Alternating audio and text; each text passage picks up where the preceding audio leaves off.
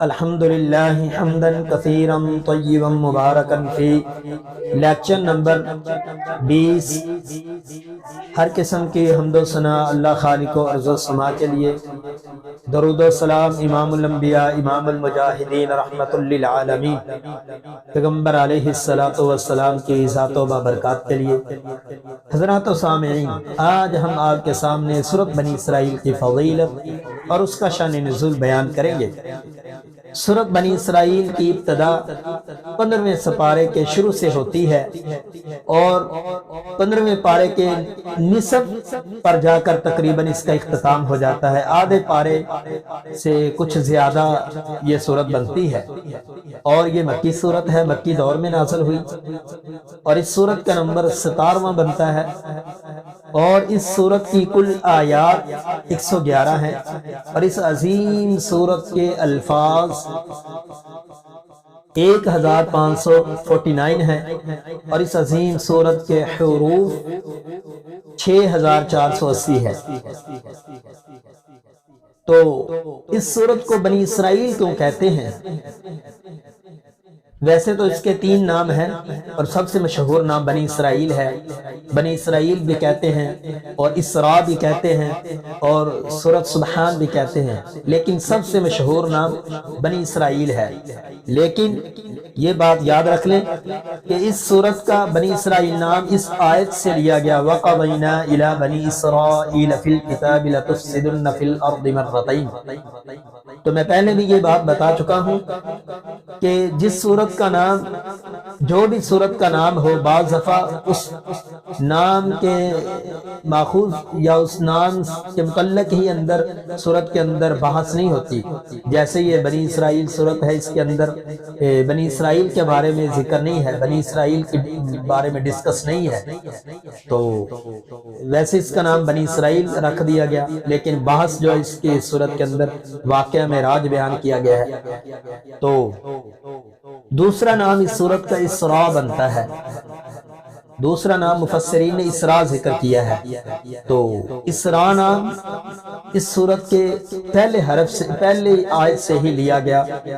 بسم اللہ الرحمن الرحیم، سبحان الذی اسری بعبدہ لیلا من المسجد الحرام الی المسجد الاقصی الذی بارکنا حولہ لنریہ من آیاتنا۔ اسی آیت سے اسراء لفظ لے کر اس سورت کا نام، دوسرا نام اسراء رکھا گیا۔ تو اسراء کا معنی مسجد حرام سے لے کر مسجد اقصیٰ کی سائر، اور مسجد اقصیٰ سے 7 آسمانوں کی سائر، سدرۃ المنتہا کی سائر۔ تو اسراء کا معنی جانا ہوتا ہے، لے جانا ہوتا ہے۔ تو اسراء کے بعد اللہ رب العالمین نے لفظ صیغہ استعمال کیا لیلاً۔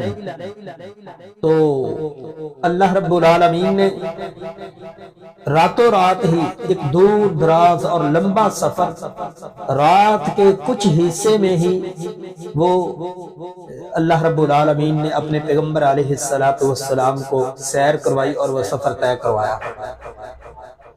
تو یہ بہت بڑا معجزہ ہے اور بہت بڑی نشانی بھی ہے۔ تو صحیح البخاری شریف کے اندر ایک حدیث آتی ہے، حضرت عبداللہ ابن عباس اس حدیث کے راوی فرماتے ہیں، نبی علیہ السلام نے فرمایا، حضرت عبداللہ ابن عباس فرماتے ہیں کہ نبی علیہ السلام سورۃ کہف، سورۃ مریم اور سورۃ بنی اسرائیل جو ہے یہ عتاق اول میں سے ہیں۔ حضرت عبداللہ ابن عباس فرماتے ہیں عتاق اول کا معنی یہ مکہ میں شروع میں یہ نازل ہوئی، مکہ کے اندر۔ تو اس سورت کا تیسرا نام جو ہے، پہلا نام بنی اسرائیل، دوسرا نام اسراء، اور تیسرا نام جو مفسرین نے ذکر کیا ہے وہ ہے سبحان۔ یہ بھی اس سورت کا نام پہلے حرف سے ہی لیا گیا، سبحان الذی سے۔ تو عام طور پر جتنی بھی صورتوں کے اندر سبحان یا یسبح لفظ آتا ہے، تو سبحان لفظ جو اللہ رب العالمین اس موقع پر استعمال کرتے ہیں جب کوئی عظیم الشان واقعے کا ذکر کرنا ہو۔ تو دیکھیں یہ معراج کا واقعہ بہت ہی عظیم الشان اور بہت ہی حیرت انگیز واقعہ ہے۔ تو اس واقعے سے پہلے پہلے اللہ رب العالمین نے سبحان لفظ استعمال کیا۔ اور واقعہ معراج لوگوں کے نزدیک ظاہر اسباب کے اعتبار سے یہ بہت مشکل ہے، ظاہری اعتبار کے اسباب سے بہت مشکل ہے کہ کیسے نبی علیہ السلام رات کے کچھ حصے میں مسجد حرام سے مسجد اقصیٰ گئے، مسجد اقصیٰ سے ساتوں آسمانوں کی سیر کی، سدرۃ المنتہا پر گئے۔ تو یہ ظاہری اسباب کے اعتبار سے تو یہ بہت مشکل ہے، عقل تنگ رہ جاتی ہے، لیکن اللہ رب العالمین کے لیے یہ مشکل نہیں ہے۔ کیوں؟ کیونکہ وہ اسباب کا پابند نہیں ہے، رب العالمین اسباب کا پابند نہیں ہے، وہ تو لفظ کن کہہ کر بھی جو مرضی کر سکتا ہے، اور آنکھ جھپکنے سے پہلے جو کام وہ کرنا چاہے وہ رب العالمین کر سکتا ہے۔ تو بہرحال اس سورت کے 3 نام تھے، ایک بنی اسرائیل اور دوسرا اسراء اور تیسرا سبحان۔ تو اس سورت کے اندر جو مین واقعہ بیان کیا گیا ہے وہ ہے واقعہ معراج۔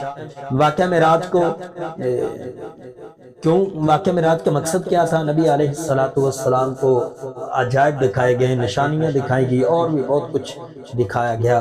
تو واقعہ معراج کو 2 حصوں میں تقسیم کیا جاتا ہے، ایک ہے مسجد حرام سے مسجد اقصیٰ تک کی سیر اور مسجد اقصیٰ سے ساتوں آسمانوں کی سیر۔ تو ان دونوں جو ہے حصوں کو واقعہ معراج سے ہی تعبیر کیا جاتا ہے، واقعہ معراج ہی ان دونوں کا نام رکھا گیا ہے۔ تو نبی علیہ السلام کو ساتوں آسمانوں کی سیر کا سفر، یہ مختصر سفر تھا، چند لمحوں کا تھوڑے سے حصے میں یہ سفر نبی علیہ السلام نے طے کیا۔ نبی علیہ السلام کی صحیح حدیث ہے، نبی علیہ السلام کے پاس ایک پلیٹ لائی گئی، ایک تھال لایا گیا، اس تھال کے اندر ایمان اور حکمت تھی۔ پھر نبی علیہ السلام کا سینہ چاک کیا گیا، سینہ چاک کر کے پھر وہ حکمت اور ایمان کو نبی علیہ السلام کے سینے میں اور دل میں بھر دیا گیا۔ تو پھر آپ علیہ السلام نے فرمایا میرے پاس ایک بہت تیز ترین سواری لائی گئی، اس سواری کا نام تھا براق۔ تو یہ سواری اتنی تیز تھی جہاں اس کی آنکھ، جہاں تک اس کی نظر جاتی تھی وہاں پر یہ اپنا قدم رکھتی تھی۔ تو نبی علیہ السلام کے پاس یہ براق سواری لائی گئی۔ تو مسجد حرام مسجد اقصیٰ میں نبی علیہ السلام نے تمام انبیاء کو امامت بھی کروائی، اور پھر براق سواری لائی گئی، براق سواری پر آپ سوار ہوئے۔ تو پھر آپ علیہ السلام کو پہلے آسمان کی سیر کروائی گئی۔ پہلے آسمان کے اندر نبی علیہ السلام کی ملاقات حضرت آدم علیہ السلام سے ہوئی۔ پھر دوسرے آسمان کی سیر کی، دوسرے آسمان پر نبی علیہ السلام کی ملاقات حضرت عیسیٰ اور حضرت یحییٰ علیہ السلام سے ہوئی۔ تو یہ میں شارٹ کٹ بیان کر رہا ہوں، یہ واقعہ تو بہت لمبا ہے، واقعہ معراج۔ اور تیسرے آسمان پر جب نبی علیہ السلام پہنچے تو وہاں پر حضرت یوسف علیہ السلام سے ملاقات ہوئی۔ تو یوسف علیہ السلام بہت خوبصورت اور جوان تھے۔ تو نبی علیہ السلام نے جبریل سے سوال کیا یہ نوجوان کون ہے؟ تو جبریل نے بتایا محبوب یہ حضرت یوسف علیہ السلام ہے۔ تو پھر نبی علیہ السلام جب چوتھے آسمان پر گئے تو وہاں پر حضرت ادریس علیہ السلام سے ملاقات ہوئی، اور 5ویں آسمان پر حضرت موسیٰ کے بھائی حضرت ہارون علیہ السلام سے ملاقات ہوئی، اور 6 آسمان پر حضرت موسیٰ سے ملاقات ہوئی، اور 7ویں آسمان پر حضرت ابراہیم علیہ السلام سے ملاقات ہوئی۔ تو حضرت ابراہیم علیہ السلام کے پاس جب آپ علیہ السلام گئے تو آپ علیہ السلام کو حضرت ابراہیم علیہ السلام نے سلام کیا، فرمایا اے محمد صلی اللہ علیہ وسلم یہ سلام آپ کا اور آپ کی امت کا تحفہ ہے، بلکہ یہ حضرت آدم علیہ السلام نے تحفہ دیا تھا۔ اور حضرت ابراہیم علیہ السلام نے فرمایا سبحان اللہ والحمدللہ، یہ آپ اور آپ کی امت کے لیے تحفہ ہے۔ یہ زمین، جنت کی جو زمین ہے یہ چٹیل میدان ہے، یہ بنجر زمین ہے جنت کی۔ تو اپنی امت کو کہنا سبحان اللہ الحمدللہ اللہ اکبر، اللہ رب العالمین کی تسبیحات تسبیحات پڑھنا، ذکر کرنا، تو جنت کے اندر اس کے بدلے میں اس تسبیحات کے بدلے میں آپ کے جنت کے اندر جو ہے درخت لگیں گے، شجر کاری ہوگی۔ تو یہ تحفہ حضرت ابراہیم نے نبی علیہ السلام کو پیش کیا اور آپ کی امت کو پیش کیا۔ پھر نبی علیہ السلام نے فرمایا اس کے بعد مجھے جو ہے بیت المعمور کے پاس لے جایا گیا، تو میں نے دیکھا بیت المعمور کے ارد گرد جو ہے بہت زیادہ فرشتے جو تھے وہ بیت المعمور کا طواف کر رہے ہیں۔ میں نے دیکھا تو نبی علیہ السلام نے فرمایا کہ بیت المعمور جو ہے وہ بیت اللہ کے بالکل اوپر ہے۔ بیت اللہ کا طواف دنیا کے لوگ کرتے ہیں اور بیت المعمور کا طواف جو ہے اللہ رب العالمین کے نوری ملائکہ کرتے ہیں۔ جس فرشتے کی جو فرشتہ ایک دفعہ بیت المعمور کا طواف کر لیتا ہے، قیامت تک اس کی دوبارہ طواف کرنے کی باری نہیں آئے گی۔ تو نبی علیہ السلام نے فرمایا بیت المعمور کے بعد پھر مجھے سدرۃ المنتہا پہ لے جایا گیا، تو سدرۃ المنتہا پہ جا کر میں نے دیکھا سدرۃ المنتہا کی جڑ میں 4 نہریں تھی، 2 جنت کی نہریں اور 2 دنیا کی نہریں، نہر فرات اور دوسری نہر غالباً میرے ذہن میں نام نہیں ہے۔ تو اسی موقع پر معراج کے موقع پر ہی نبی علیہ السلام کو جو ہے نمازوں کا تحفہ دیا گیا، تو 50 نمازیں دی گئی۔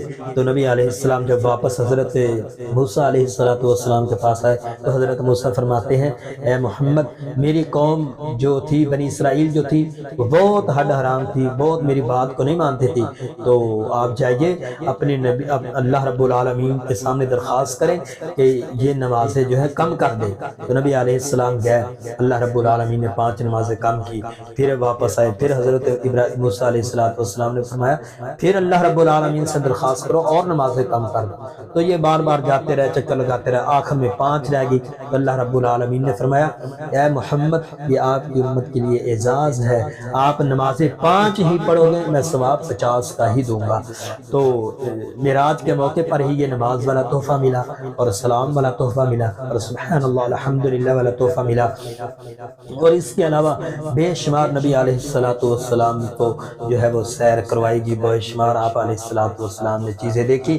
اور ایک اس واقعے کے اندر جو ہے بہت زیادہ اختلاف بھی آتا ہے اس حدیث اس یعنی کہ حصے کے بارے میں، کہ بعض لوگ کہتے ہیں کہ نبی علیہ السلام نے اللہ رب العالمین کو بھی دیکھا ہے، تو بعض لوگ کہتے ہیں کہ یہ سیر جو تھی یہ خواب کے اندر کروائی گئی، بعض لوگ کہتے ہیں یہ حالت رؤیت میں یہ سیر کروائی گئی، اور صحیح مسئلہ تو راجح یہی ہے کہ حالت رؤیت کے اندر نبی علیہ السلام کو معراج کروائی گئی، اور اختلاف میں جانے کی کوئی بات نہیں ہے، یہ حقیقت بات اور اصل بات ہے کہ حالت رؤیت میں نبی علیہ السلام کو جو ہے وہ جو ہے سیر کروائی گئی، خواب کے اندر نہیں کروائی گئی۔